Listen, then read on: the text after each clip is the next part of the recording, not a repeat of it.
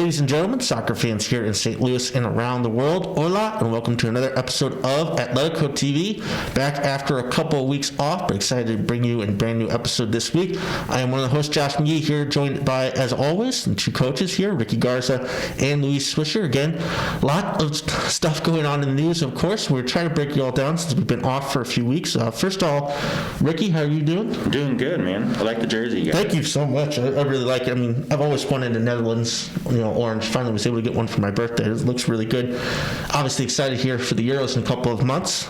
Ricky, first we get into our first topic, when I asked you guys, Club Atletico had a little bit of a friendly versus Luis's under-19s, I believe, a couple of Saturdays ago. I just want to ask how that went initially. Yeah, I mean, it's great. Luis needed a scrimmage and get his guys prepared, and just the boys told the guys, hey, who can help out? And we had about a little less than a dozen guys able to make it, and it sounded like it went really well. And that's what it's about, just trying to develop the youth and supporting and serving the soccer community. And Luis, you guys needed the action because you kind of hit a weird, awkward point in the schedule where you guys had some time off before you got things going underway. This past weekend, I know you were in Columbus at one point, and then also facing off against another team in MLS Next. How did the weekend go overall for the Academy? First, again, good afternoon, and happy to have a game versus Ricky's Atletico team. I think having off 2 weekends, we needed some competition before heading this past weekend to Columbus and Cleveland, and it was positive. It did help because it gave us another, some minutes to some guys as well that they don't, usually not having a lot, and also, like I said, preparation for the weekend, and it was a better weekend than the last one, right? That we weren't able to, as a whole, in the whole academy. We did great versus the Columbus Crew and versus Internationals, which is the other MLS Next club, and we basically just the 15s didn't do. Let's say the Columbus Crew played pretty well, but they didn't on results. It was the only two results, and then overall was great in terms of both performance and results. We won on all the age levels versus the Crew and versus International. Wow, very nice. Great. That's great. Great to see. I'm glad you guys are back in action and looking forward to more results here in the coming weeks. Guys, our first two segments on this episode coming back after a couple weeks. We haven't really gotten to go over all the Champions League action, and of course what's going on in the news right now, there may not be any more Champions League action to talk about, so this might be it. So I thought it'd be a good idea to kind of look at it. In our coaches breakdown here in just a little bit, we're going to have you guys break down the goals and the most important parts of each of those matches, but in general, just want to talk about the four clubs who have advanced to the semifinal. Of course, we know those matchups as well. It's going to be PSG, who advanced after they beat the reigning champs, Bayern Munich, very impressively over two legs, advanced on away goals. That first leg, I thought, was probably the best match of the quarterfinals, and you had 2 goals from Mbappe and 2 assists from Neymar there. They're going to be going up against Manchester City, who beat Borussia Dortmund. I think in the end, the talent that Man City have and the way they've been playing, they deserve to go through. The handball call in the second leg, a little bit of gray area, probably ends up being the right call. It's just a call you just don't like. In the first leg, they got that lucky goal that got called back because of a foul called, even though there wasn't. But I think in the end, Man City deserved to go through. On the other side of the bracket, you have Real Madrid, who are looking a lot better these past few weeks, especially in the Champions League, despite the fact that a lot of their team right now dealing with COVID issues, dealing with injury issues, but still here they are in the semifinals after they beat Liverpool. And then, of course, my team, Chelsea, who were able to control things, I would say, for the most part against Porto. It didn't look, spectacular or exciting in the second leg, but they got the job done, and here they are in the semifinal. I'm just really excited because I've never seen Chelsea play Real Madrid. The last match was in 1998, and I was 3 years old, so not even a Chelsea fan, much less being alive, so I'm really excited to see that matchup. But again, overall, I want to get your guys' thoughts on what you thought about these four clubs who advanced. Ricky, I'll start with you again. I know you're a Manchester City fan, and again, this is what it's all about, right? This is what the season's all about, and if we get to go on and move through the semifinal into the final, this is what the entire year has been about. Yeah, I'm excited to see my team get through it, and they just have so much experience there, and they also develop in the youth at the same time, so they're only going to get better. But PSG is playing really, really good too. Like the combination play between Neymar and Mbappe right now, I don't think there's a better combo right now in the Champions League semifinals coming up. So it's going to be an amazing game to see coming up in about a week. So I'm excited though. I mean, it's good for the sport, but I'm just glad my team's in. Exactly. Luis, I mean, we really did think that Bayern had a good chance to repeat this year, but PSG were able to knock them out more so in that first leg. And of course, I'm not naive to say that this Chelsea-Madrid matchup is the better one. It's going to be PSG versus Man City. That could easily have been a final matchup. And you've got two clubs who are basically playing great on both ends. Most people will think of them as offensive clubs, but the defenses have really pulled through. I wanted to ask what you thought about from this past round with some of the clubs that have been advancing to the next round here. No, I think PSG has been pretty smart in the way they're approached versus those types. So it will be a similar for me, Man City, PSG, like it was Bayern, and even though Bayern was more a proposal, I would say. But I mean, PSG has been effective and efficient in what they're doing. So at the end, this is the beauty about this game: advances who makes the goals and the results. So how you do it, and those are just the ways and the forms that you have to do it. And then people will agree, disagree in the way that you do it. But at the end, I think for PSG, that's the way that they have been playing, and in fact in the previous one versus Barcelona as well. And now looking forward to see how they're gonna do that versus Man City, which is gonna be kind of similar to what Bayern presented on the quarterfinal. I think going forward from an entertainment perspective, the point I want to make out is I think that the money matchup in the final, it's got to involve Real Madrid. Again, I'm not naive to think you have a Madrid versus PSG who have, battled over Mbappe, who've battled over Neymar the past few years. And of course, they're just two of the biggest, richest clubs right now in football. Or you get Man City versus Real Madrid. Pep Guardiola, who used to coach at Barcelona for the longest time, going up against his former rival. And of course, again, the dynamics there of all the great players. I think the matchup they want to avoid here is a Chelsea-Man City final, because that would be 2 and 3 years of an all Premier League type. And we get to see those matches all the time. I think that the main point of the Champions League is to showcase the best of Europe as a whole. And I think it'd be a really bad look if once again we're back here showing the Premier League's dominance and having those two clubs advance. But I do think a Chelsea-PSG matchup would be interesting because of Thomas Tuchel just being there with PSG and not being able to win it with them. And now here he is with Chelsea, and basically not even his first year, his first few months, and having that opportunity. So, but yeah, a lot to look forward to. I think if we do get those matches, if we do advance here in the tournament, we'll have to see, obviously, with the recent news about this Super League business, which obviously we could do a whole show on, honestly, with what's going on. And obviously we don't have that time. But no, hopefully we get these matches, because again, they have some really interesting opportunities, and that starts up next week if we do so with the first leg of the semifinals. So plenty of action to get to today on this show. We're going to break things down a little bit more here in the Champions League up next. Great community guest as well. Happy to have that segment back and have the show back. And we're going to talk a little bit about some American soccer from this past weekend as well. So stick with us, and hope you enjoy this episode.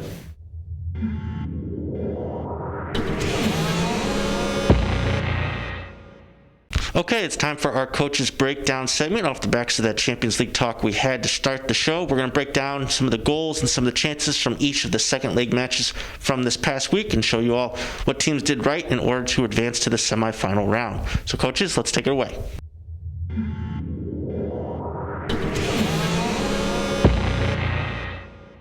Welcome to Atletico TV's Coaches Breakdown. Luis and I are going to break down the goals that were scored in the Champions League quarterfinal.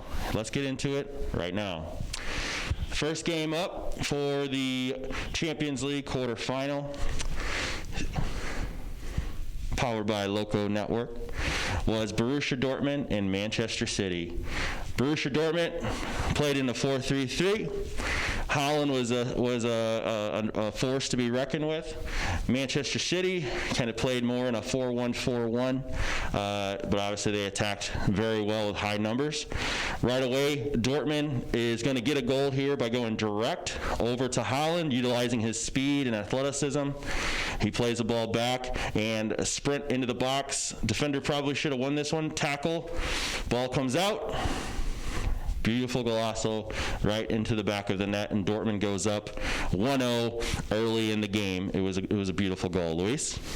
Sí, aquí tenemos en esta jugada del Man City un ataque por el sector izquierdo, donde agarran en este caso a la línea del Dortmund, tratando de penetrar, hacen una represión, digamos, en el espacio que dejan los del Dortmund, tratando de en el momento de la transición de someterlos en una presión. And Man City put a great combination play here. It was a wonderful play to get into the box. And then here comes the controversial handball. I do think it was a handball. What do you think, Luis? I think it was. I mean, it hits him right there. So no questions, and he's going to finish with authority. And so now it's 1-1, Man City and Dortmund. Here is a Man City identify that Foden is wide open at the top of the box, and watch this killer of a shot. Woo, man, near post. What a beautiful shot, right, Luis? Well, I thought that they got surprised. Good set piece tactic there. Got surprised by Foden, and then a good shot from outside the box.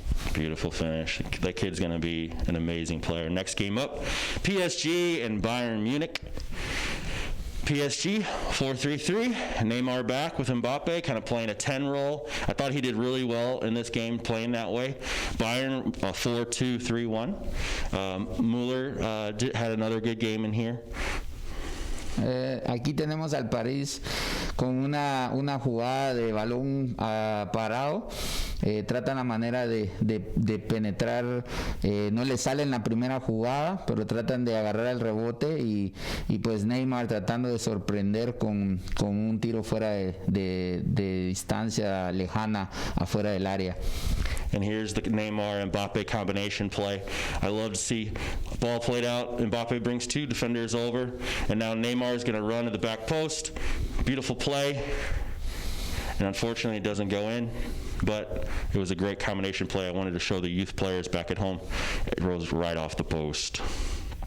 Aquí tenemos una jugada del Bayern Múnich. Creo que trataron la manera de penetrar por afuera, por los flancos, tratando la manera de buscar números en el área con Müller, con Chupin, tratar la manera de buscar ese espacio. En logran encontrar en un centro, ocupando buenos los espacios dentro del área y el oportunismo de Chupin de tratar la manera de agarrar el rebote. But PSG moves on away goals, and they'll be moving into the semifinal. The next game was Porto versus Chelsea. Chelsea 3-4-3. It's been working for them. They've been doing well. And Porto 4-3-3. And this, I got to say, Porto's really been playing well. They deserve to be there for sure. And they went at Chelsea, pressing high.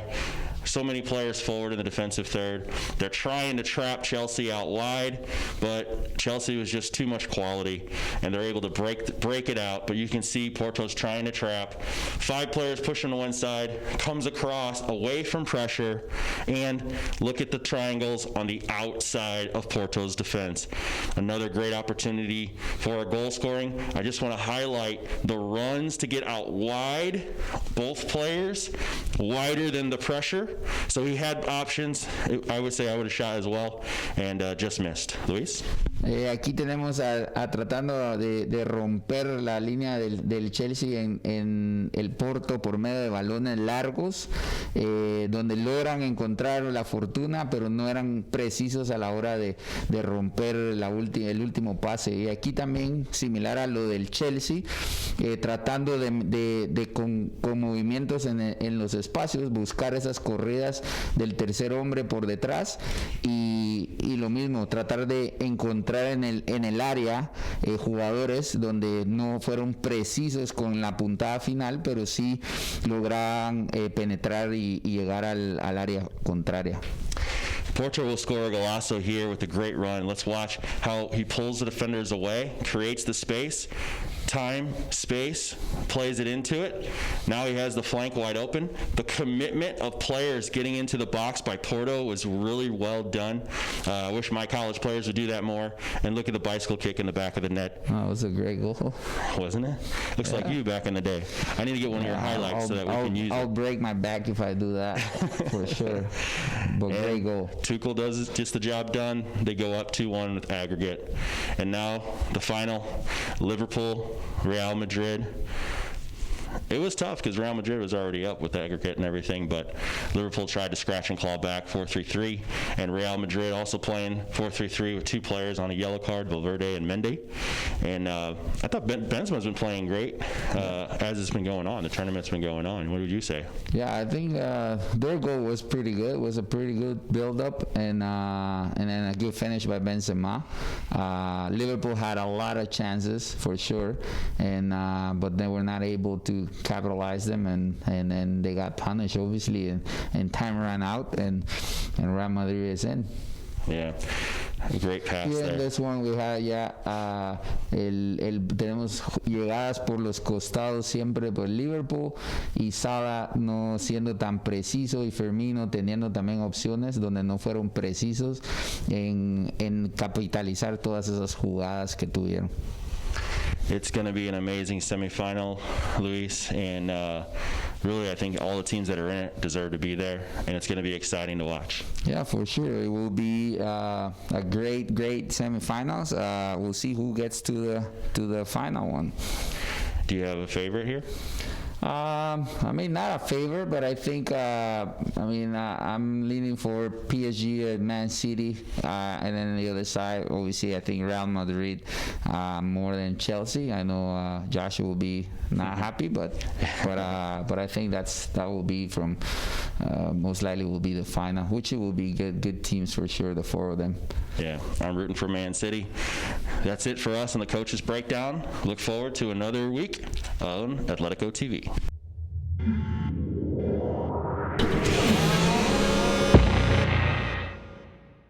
Welcome to Atletico TV's community segment. It's our favorite portion of the show, where we bring in someone from the community that's doing something amazing, collaborative, and let's get into it. My first guest here with Luis and I is Marcus McCullough. He is the founder of 712. It's a music studio / co-working space. Marcus is always a mover and shaker in the city as long as I've known him, and we're here to proudly announce he is a new board member of Club Atletico St. Louis. And the reason why is Marcus is a collaborator. From the first time I met him, he wanted to collaborate, and that's what we're going to talk about on the community show right now. Marcus, welcome to the community segment at Atletico TV. Appreciate it, man. I will say, first off, shout out to Brett from 7 and 12. Like, he's helped me, push the vision along, because me and him have the same vision with 7 and 12. So the music co-working space, we're working with an anonymous investor for the downtown area to bring that collaboration to life. So finger crossed and prayers up about that. So we've been working at it for about 1.5 years. So there's a lot of heavy hitter advisors, shout out to them too, that are actually pushing this vision along. So it's got community support, a lot of influencers and music artists all around the Missouri platform that want to see this come to life. So we're excited, but also learning from you too. Ricardo's a big mover and shaker, so especially in the startup world, he's got a lot of projects. So it's awesome to be a part of Club Atletico and what you guys do, because I know you're showing me a lot of things that are coming down the pipeline. So awesome to be here. And the connection, I think, is just Christ as well. I mean, you're connected with the church. You're connected with a lot of nonprofits that serve. Why don't you tell us about that? Yeah. So found through my connections in the church world, I started a nonprofit, Amplify Life, as you know, a long time ago. This is like 6-7 years ago, and then through that community outreach piece, I did a lot of my outreach in North City. So it was always like like this festival-driven thing, partnering with a lot of people like Wells Fargo, Trader Joe's, a lot of your local coffee breweries, and a lot of Fortune 500 companies and 300 companies came involved and just gave to the city. But the thing is, I've always wanted to push a lot of the county churches and just a lot of the movers and shakers there, because that's where a lot of the capital cash flow is, and to put some of that equity back into the city. So I've always tried to be that bridge between county and city, because I believe we could do a lot more. We don't always have to depend on government assistance and government support, grants and whatnot, though those things are great. But Forbes reported, I would say, man, 5-6 years ago, that the mega churches between all of them combined brought in like 70 billion, 75 billion. So, I mean, I'm not going to name any names, but there's churches here, like in Missouri, that have a budget of 25 million plus. So why can't, some of that equity be put back into the cities versus just having a one-time annual event just to have a feel-good story for, a lot of their donors? Why not consistently, support somebody that's doing that? So that's what I've always tried to do with ministry organizations and initiatives, and trying to be that bridge between corporate and religious organizations. And it works, but at the same time, I think we still have a lot to do, because North City is up and coming. Paul McKee's doing a lot of big things there with the NGA and big development, but there's definitely a road where a lot of us can play a part in that. I mean, St. Louis has about $500 million coming down the pipeline, plus another 1.8. That's the most in St. Louis history as far as federal funding. So if you guys can be able to take a part of that, like at least 1%, and put that back into what you guys are doing, that's going to be insane. So yeah. Yeah, and I think that's the vision at Atletico, is just trying to get after the youth and then collaborate with other organizations that already have some funding, that are on the right mission. And that's where bringing you to the team is, you already have that mission and you already have that mindset, and we just want to, come in and partner. And that's why my family was so excited, and I explained to them about you and your interest in soccer. Yeah. So you're a big soccer fan as well. Man, huge soccer fan, man. Real Madrid all the way. So I will say, there's a huge void there still ever since Ronaldo left. I'm a huge Ronaldo fan ever since he was in Manchester. So I just don't know what the future is for Madrid right now. We tried Eden Hazard. So far, it still hasn't worked out, though it's cool to have big name signings. But I mean, he's always been injury prone. Hopefully, he can make a comeback. But the rumors have always been swirling about Mbappe. But now, since Messi's future is uncertain, you got him and Neymar maybe trying to extend their careers with PSG if Messi comes along, but there's rumors that Ronaldo might be second fiddle, so I don't know. But hopefully Madrid can have a different comeback, with somebody that actually takes the mantle and runs with it. Yeah, and then back to the community and the funding and the 712. How does that all tie into what you're doing and bringing diversity together? Well, there's a big void. A lot of people who are creatives know that in St. Louis, and a lot of the funding is always retracted to the tech world and the med world. So it's normal for creatives to always want to have some sort of outbridge, like to Atlanta, Chicago, Nashville, because we don't have a music ecosystem that's sustainable here, because there's not really big interest in it other than classical or your Renaissance portions of music that really have no bearing on where creative culture is going. I mean, don't get me wrong, we still need things like that. That's why we have the Regional Arts Commission and all these things that are pushing music education for what they think it should look like. But we have Latinos, we have African Americans, we're like the majority. We have a lot of people that are from different walks of life and different nationalities that can bring a lot of great things to the city. So there's a reason why we don't have major record labels, satellite locations here. But the cool thing is, I think there's a shift because Jack Dorsey and Jim McKelvey of Square just bought a majority stake in Tidal. So that's a good move, which makes me optimistic, because Jack Dorsey's from St. Louis, he's from Missouri, so maybe there might be some chance, that he brings that here. I just don't think that that's just enough though. Like we need to be doing a lot more to support that. And it's not just about music. You have content creators. You have people who do other things outside of that. You have the NFT market booming right now. So there's a lot of artists looking for cover art to sell, and like independent artists that are actually coming to the forefront, because you have Spotify that are empowering artists to stay independent. But then again, there's not enough. It's just the 1%. It's just so hard for artists to get through anything right now with COVID and everything else. So being independent is even more pushed because there's not a lot of label signings right now. If any, they're looking for specific ones. I'm working and consulting with a lot of artists like Big Boogie, and the list goes on that have, you know, ties to Yo Gotti. The list goes on and on. Like they have, you know, support, but they need like record label support. And these are big name artists that are doing like 21 million views, 30 million views, 10 million views. But at the same time, it's not, they're getting show money. They're not getting, you know, record label money. They're not getting sponsorships like that. Some of them need merch. Some of them need a lot of their royalties and publishings figured out. So because there's such an educational gap within just that alone, you have a lot of artists that are just doing music, but they lack the business side of music, which is why 7 and 12 is so needed. So I'm working with Pete Solchich, one of the top entertainment attorneys in Missouri. He's with Regis. Regis is it's such a big organization within itself, but he's also working with AEG, which he's a board member, and Live Nation as well. It's like one of the biggest venue spaces in the country, if not the world. So I mean, even their revenue streams are down at 98%, and it's slowly coming back with venues and concerts opening back up, but slowly. So there's plenty to do. TikTok has made a big splash in the independent scene. There's a lot of other social media platforms like Clubhouse as well. I love Clubhouse. Great place to network. I mean, they started just last year, and I believe it's like they were sitting at like 10 million in investment. They popped up to 100 million, then a $1 billion valuation. It's insane. So Clubhouse is this audio platform where it's just audio based. There's a profile.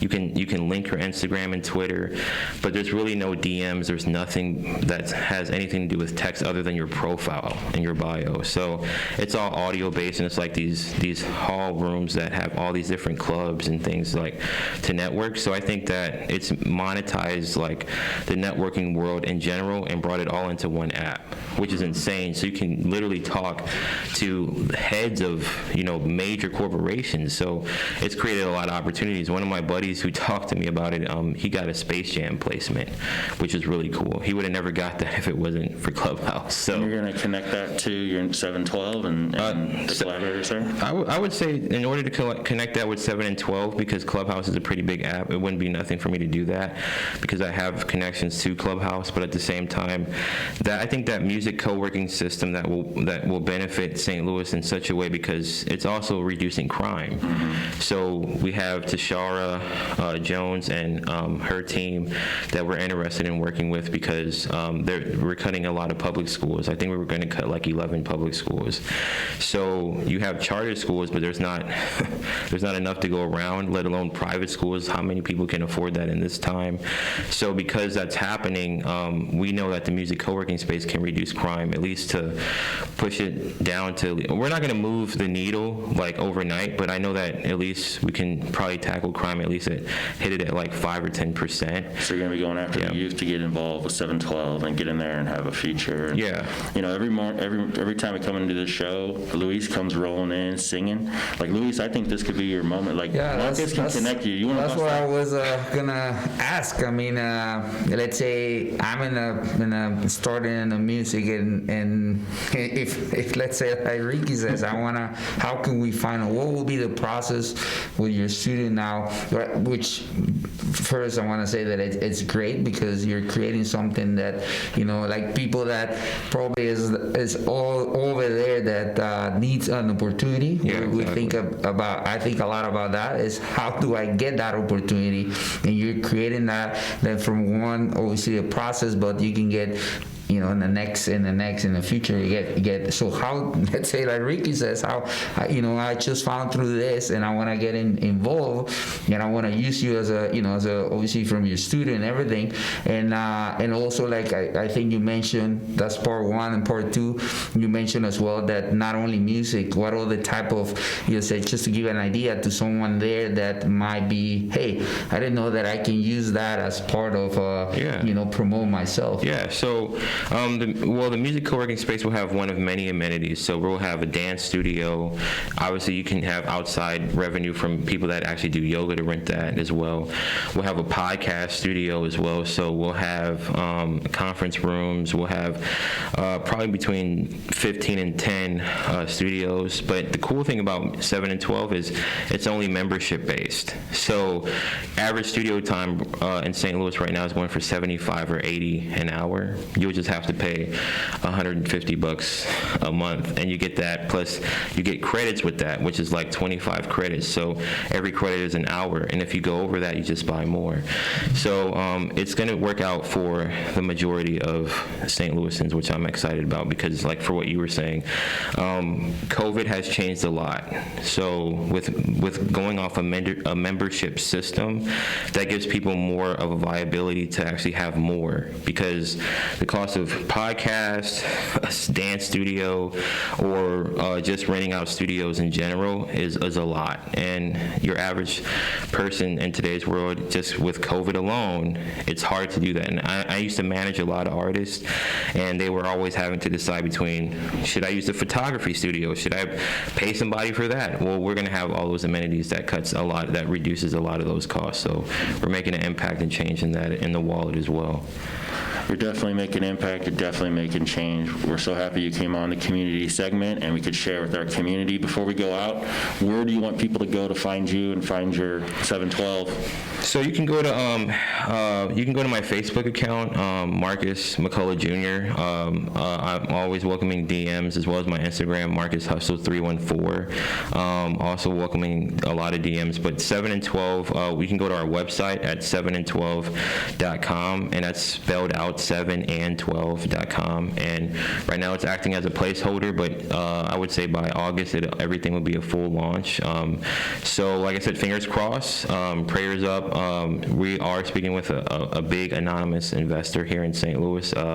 Just met with him Friday, and everything went great. So it's exciting just to see someone from St. Louis wanting to support that. And so I hope I can bring that to the community, because I'm not going to say I have it on my shoulders. God can only do that. But as far as just having a lot of people like yourself and other people that are heavy hitters, like Cedric Cobb, he's a Shark Tank awardee, like having him behind me as well, and a lot of other people pushing this, a lot of promoters pushing it, because we can get away with a lot, especially with the Latino community, like El Torito también. I'm working with them. They're doing a lot of great stuff in South St. Louis. So just when I think about 7 and 12, I think about this big collaboration. So hopefully we can make that consistent and happen. And I'm happy to join the club, Atletico St. Louis, and we could see a lot of great things happen from that alone, because Ricky's doing a lot already. You guys he's like a gerbil on a treadmill. So thank you, Marcus. Yeah. Well, Luis, you want to sing us out? I'm a terrible singer, but yeah, I can go with something. Let's sing us out. Yeah, let's do this. Yeah. Ole, ole, ole, cada día te quiero. there's a song there. Just a fan. We have a teammate that one of our coaching staff that will always sing that one. So that's for him. Nice. I'm not gonna even take that man on to sing. Maybe Ricky wants to sing. Yeah. Well, and hope you enjoyed the community segment. We look forward to another collaborator, mover, and shaker next week. Marcus, once again, thanks for coming on with Luis and I on Atletico TV.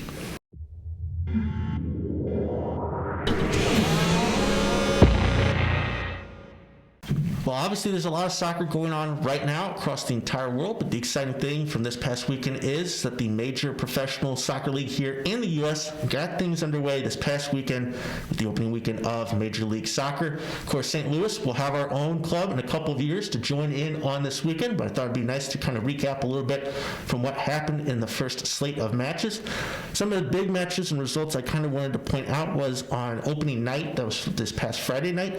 You had a rematch of the Western Conference Final from last year. Seattle Sounders FC, who have always been a perennial contender, especially these past few seasons, they crushed Minnesota United FC 4-0. Very impressive. I thought the most impressive performance of the weekend. They got 2 goals from Raul Ruiz Diaz, one of which was assisted by our guy, Will Bruin, who got the start, I believe, for the Sounders because Jordan Morris obviously was loaned out from Sounders and he tore his ACL while at Swansea, so he won't be involved this season. So an opportunity, hopefully, maybe for Will to get some more time there.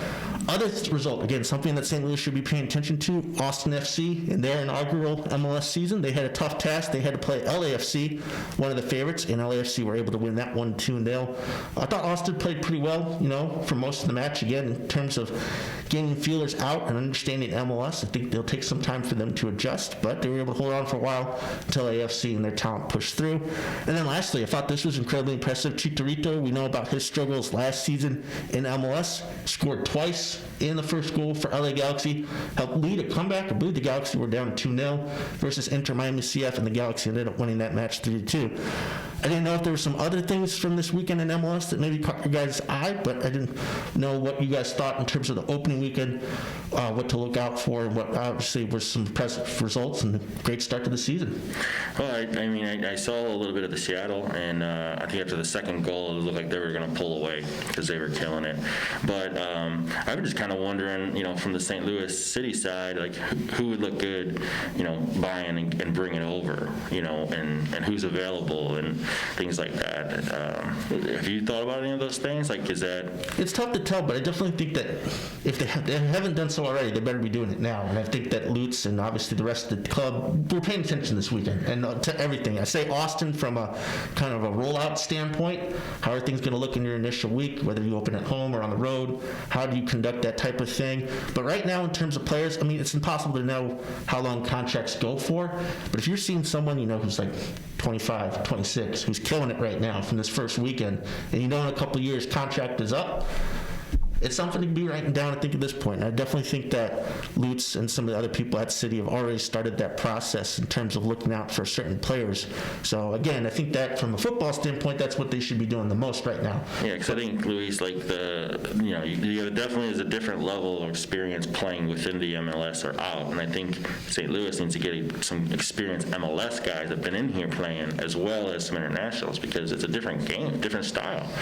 Yeah, it's gonna. Like Josh said, I think there's other priorities, I guess, but yeah, they're definitely probably working as well on knowing what to expect on the beginning of the season.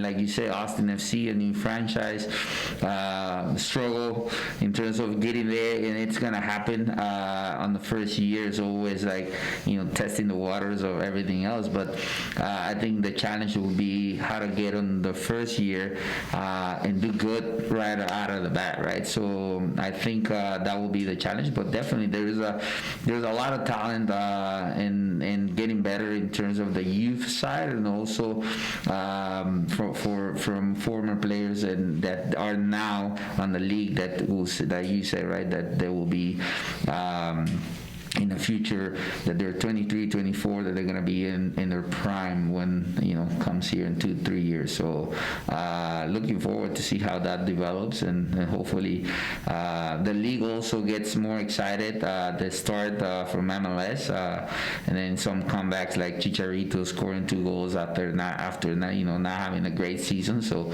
looking forward. Seattle is going to be always a contender, and LAFC as well, and then like you can see now Inter Miami on their second year, I think getting settled down more and better and better.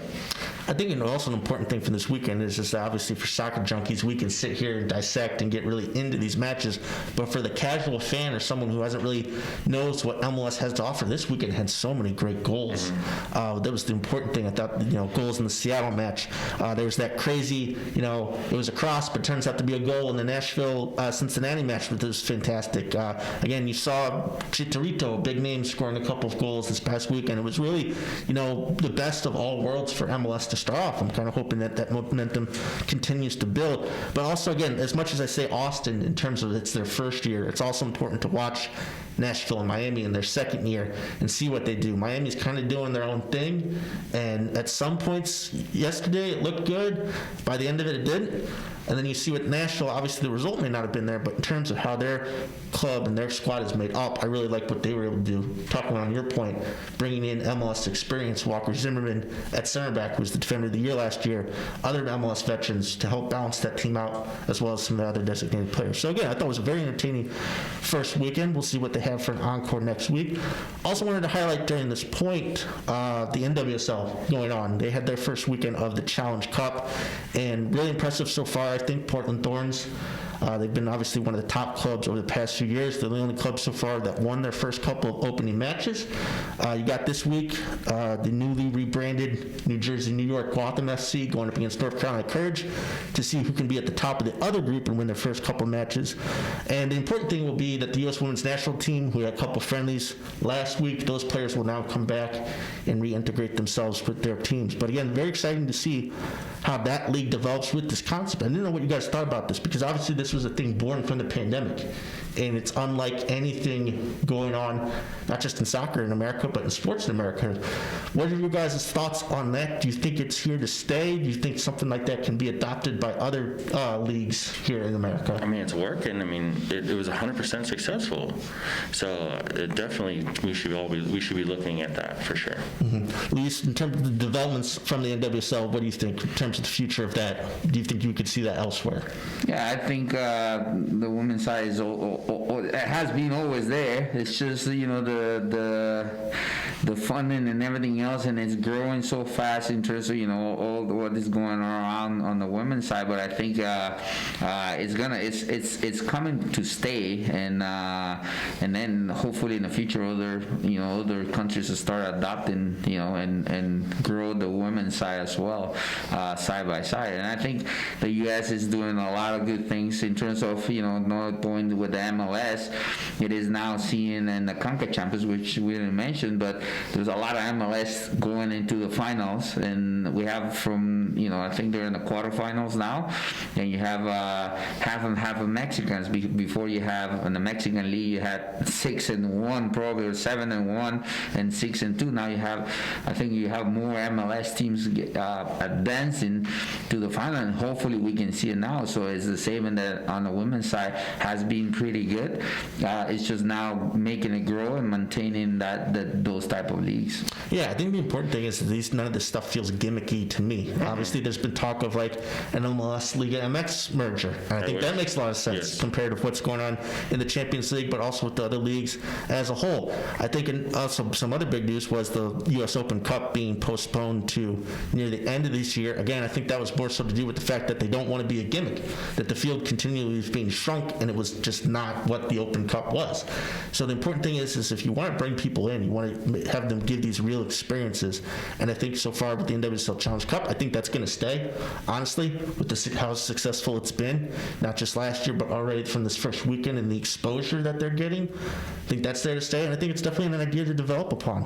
I think MLS could have something similar, or do something with the Liga MX similar before their season starts. So again, it's very exciting to have all this soccer back now during this time, especially obviously with the other news that's been going on lately with World Soccer. But yeah, I thought this was a good weekend for both of the top leagues, and obviously we're going to have the USL Championship coming up and some of the other lower level leagues in terms of their seasons. Obviously, Luis, you're already in season with MLS Next. Ricky, you guys, I know you're sitting out your season, but you'll still be playing friendlies and be active, and you've got your college seasons as well going on. Yeah, college season is doing well. We're 3-1 in our regional conference right now. The guys are playing good, and we're about halfway through the college season with about 7 games left. And by the way, before we go off the air, we should shout out the SLU women's soccer team for winning the A10 conference tournament. Way to go, We'll move on to the Billikens. NCAA tournament. Exactly. I mean, they're just killing it over there. Head coach Katie Shields and everything that they've been doing. It's fantastic stuff. So excited to see what they can do in that tournament. So, well, guys, it's been great to be back. I missed this. It's been a couple weeks off, and obviously there's a lot going on.